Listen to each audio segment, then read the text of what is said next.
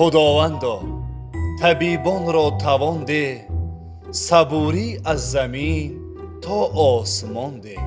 بیمان که بر وبا پیروز گردند، رهی آسانی درمان را نشان ده. ز شر درد دنیا را گرفته، جگربندان سینا را امان ده. به این خلعت سفیدان دلاور و باکش هر چیزی باشد همان ده. طبیبان این زمان ما را حبیبند، حبیبان را نشاط بیکران ده. برای ما ز جان خود گذشتند، بهار عمرشان را به خزان ده.